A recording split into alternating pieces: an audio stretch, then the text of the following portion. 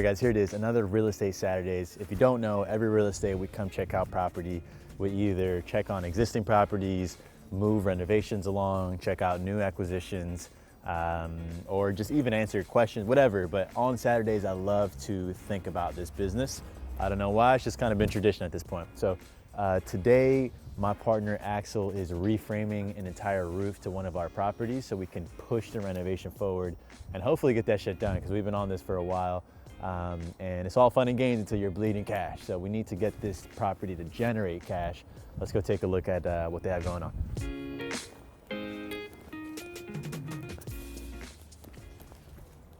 You're in media, you're in venture, you're in real estate.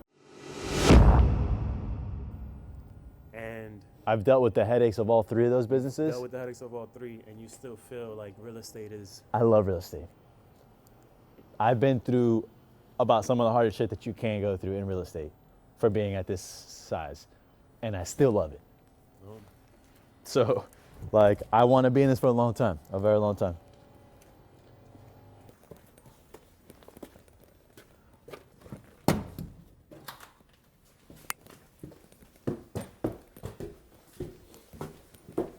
I mean, it's gonna, you know, it's not a terribly big kitchen, but It's functional, it's functional. yeah, it's nice. It has a nice feng shui.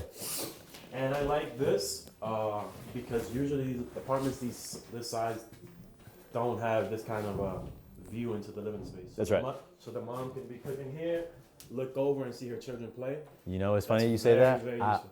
always think about the mom, right? So we demoed the cabinets, we demoed the countertops, we got rid of everything, and we made a whole new subfloor, as you can see, right? And new sheetrock as well. And over here, see, I think he misunderstood me, because in these units, we're framing a little pass through. That way you could have a little dining table here and still be able to look in.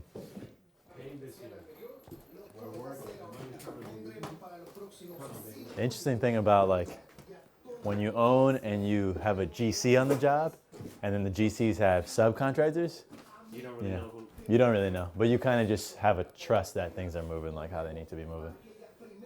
But look, same thing here. So we opened up this little access. We didn't even have to do the subfloor here, actually, because it was already done. We're doing the sheetrock ceilings versus, like, we're covering that up, right? Because we want to give it a modern feel. We're going to do some recessed lighting right here. Okay, nice. Actually, that's not true. That's not a recessed light. Nah. Yeah, I was about to just say, that's a regular... What I want is recessed lighting, but that's a regular ass light fixture. But recessed lighting makes it look modern. Very modern. You get a very modern feel with But bro, you don't know how pleased I feel to have progress. Any progress. What we had to do with the city, right, is like, we had to pass this roughing inspection. I used to not think about this stuff when I started out. I used to never be like, it's fine. Now, you know, in order to be up to code, you need outlets every so often. You need a certain gauge of wire. You need copper wire. You need, like, certain wires everywhere. I check the panels now always, you know, just to make sure that they're up to code. This is the same design as the unit below. Same design, yeah. So once we finish drywalling, then we'll floor. Right, so we did the roughing, drywalling, flooring, and then we start doing the finishes. This thing's gonna be a beauty.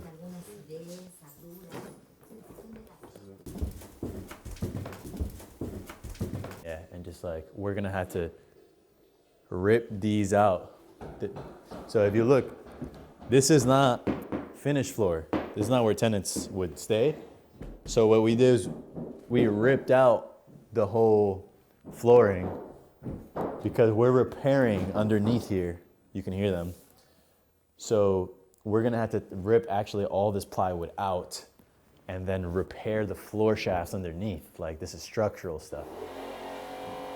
And then so Axel's buying the lumber right now. We're gonna tear this out, repair the floor shafts, put another subfloor on, plywood, and then put another, like, finished wood, which is like what you have in your apartment, for instance.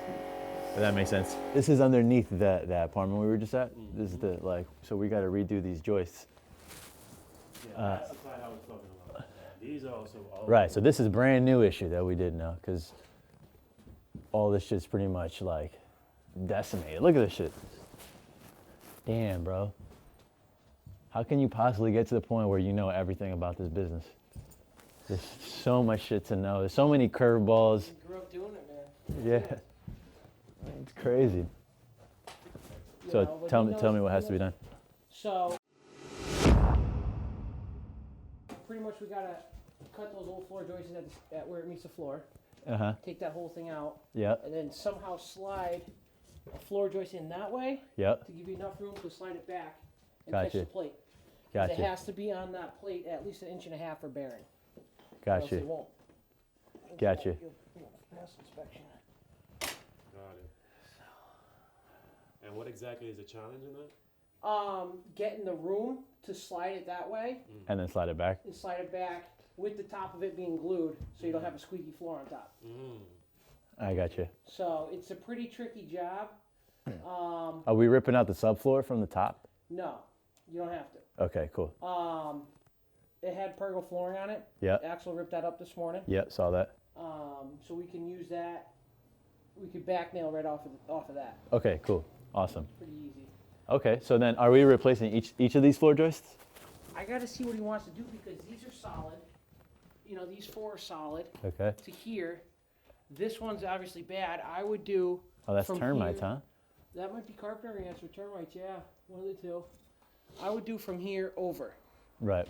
And then you could see how it has a really big sag to it. Yep. So we are gonna have to jack this floor up to make it level. I got you. Okay. All right. That's not too bad. I mean, it's not that fucking ideal, but No, yeah, but just we'll get it done. okay. Cool, man. Yo, Jesus, take a look at this. Right. So these are the structural engineer plans, right? So this is the courtyard, and this is the apartment that we're underneath, right? So right now, Jordan's helping us redo the floor joists, which is the subfloor goes over, and then the whole apartment goes over, right? Here, you can see compacted fill. We're gonna jackhammer all that concrete from the top and backfill that whole thing because it's crazy expensive to move concrete out. So that way we could just use the concrete and give it the structural support it needs so we don't have to replace the beams. You know what I'm saying? Yeah. And then we're CO compliant because it's much easier to do that than it is to like fucking redo the, you know, it would just be crazy if we had to. Creative solutions, man. Yeah, so that the structural engineer came up with this, and we had to have a structural engineer draft alternative things and kind of quote out how. Then we had to have a contractor quote out how much would it cost to do it this way, how much would it cost to do it this way, and this emerged as the cheapest way. It's gonna run us like 20 grand.